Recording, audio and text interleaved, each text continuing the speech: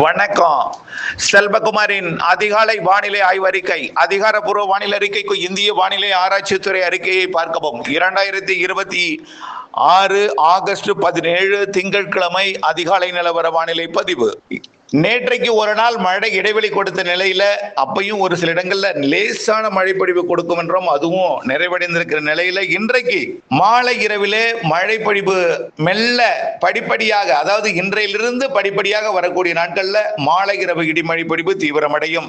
இன்றைய மழை பொழிவு எதிர்பார்க்கக்கூடிய இடம், அதாவது இன்றைக்கு 17ஆம் தேதி திங்கட்கிழமை மதியத்திற்கு மேல் மாலையில மழை எதிர்பார்க்கக்கூடிய இடம் முதல்ல கொடைக்கானல் மலைப்பகுதி மற்றும் ஈரோடு மாவட்டம் கர்நாடக எல்லையோர பகுதி. இங்க முதல்ல மழைப்பொழிவு தொடங்கும்.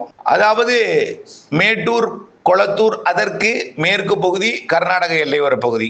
அதே போல கொடைக்கானல் மலைப்பகுதியில் இருந்து அப்படியே கிழக்கு சரிவு மதுரை மாவட்ட பகுதி, மதுரை மாவட்டத்தோட தெற்கு பகுதி கூட வாய்ப்பு இருக்கு. அதாவது பேரையூர், ஏழுமலை இந்த பகுதி கூட, விருதுநகர் மாவட்டத்தோட பகுதிகளுக்கு கூட வாய்ப்பு இருக்கு. விருதுநகர்னாக்க கிழக்கு மத்திய பகுதியிலிருந்து கிழக்கு பகுதி வாய்ப்பு இருக்கு. அதிலிருந்து தொடங்கி அப்படியே பார்த்தீங்கன்னா சேலம், நாமக்கல், திருச்சி மாவட்டம் வடக்கு பகுதி, தருமபுரி மாவட்டத்தோட கிழக்கு கல்வராயன் மலைப்பகுதி, பாப்பிரெட்டிப்பட்டி போன்ற பகுதிகள், அப்படியே கள்ளக்குறிச்சி, விழுப்புரம், அரியலூர், கடலூர், பெரம்பலூர், அப்படியே புதுக்கோட்டை, சிவகங்கை, ராமநாதபுரம், ஆங்காங்கே மதுரை, திண்டுக்கல் மாவட்டத்தோட கிழக்கு பகுதி, அதாவது நத்தத்துக்கு கிழக்கே உள்ள பகுதிகள் மழை வாய்ப்பு இருக்கிறது. இன்றைக்கு திங்கட்கிழமை இந்த மழை பொழிவு நள்ளிரவுக்குள் வட உள் பகுதிகள், அதாவது திருவண்ணாமலை, திருப்பத்தூர், வேலூர், ராணிப்பேட்டை, கள்ளக்குறிச்சி, விழுப்புரம், சென்னை, திருவள்ளூர், காஞ்சிபுரத்திற்கு நள்ளிரவுக்கு பின் வந்தடையும். பிறகு ஆந்திர பிரதேசத்திற்கு வடக்கே நீடித்துக் கொண்டிருக்கக்கூடிய, அதாவது தாழ்வு சுழற்சியோட இணைப்பு பகுதி, அதாவது காற்று சுழற்சி ஒன்று நீடிக்கிறது ஆந்திர பிரதேசம். வட இந்தியாவில் மேற்கு வங்கம் கரையோரத்தில் நீடித்துக் கொண்டிருக்கூடிய இரண்டு நிகழ்வுகள் இணைந்த சுழற்சியாக இமயமலை முதல் கடலோரம் வரைக்கும் காற்றழுத்த தாழ்வு மண்டலம் உருவாகியிருக்கு. இதோட இணைந்த சுழற்சி ஆந்திர பிரதேச கடலோரத்திற்கு மழைப்பிடிப்பை கொடுக்குது.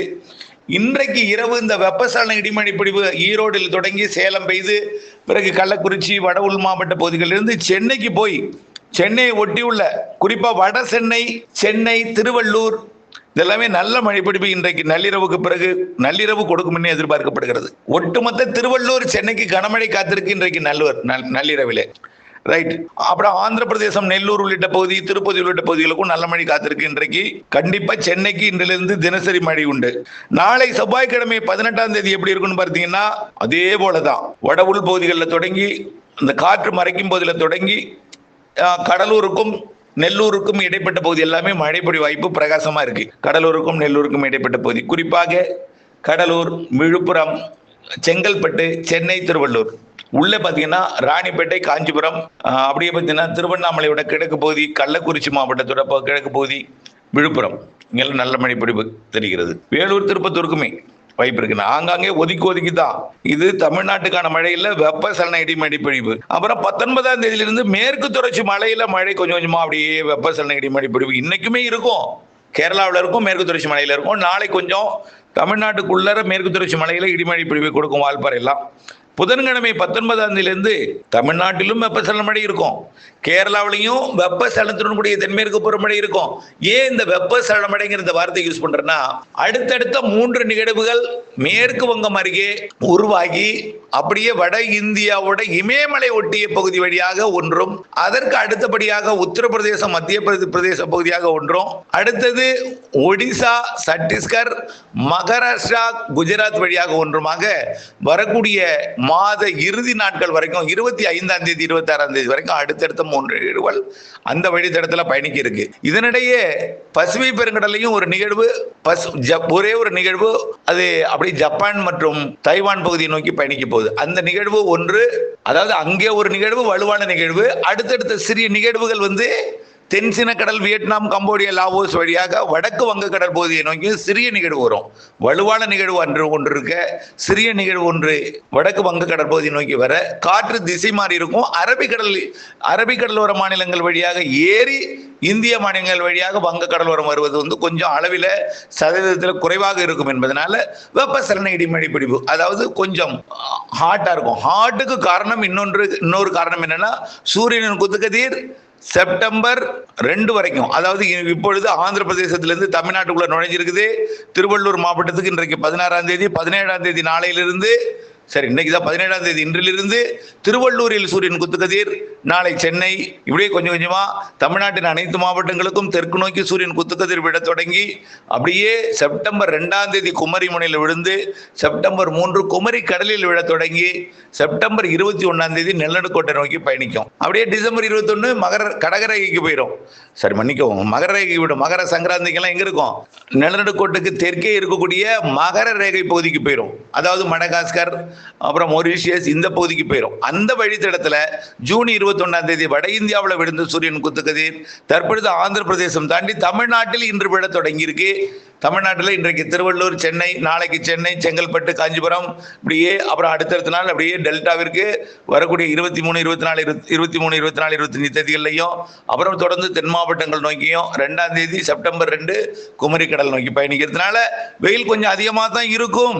நம்ம இது ஏற்கனவே நீண்ட கால அறிக்கையிலையும் சொல்லியிருக்கோம். தென்மேற்கு பருவக்காற்று இந்த நேரத்தில் இல்லாத பட்சத்தில் வெயில் அதிகமாக இருக்கும். இருந்ததுன்னா அது தீவிரத்தை பொறுத்து இருக்கும்.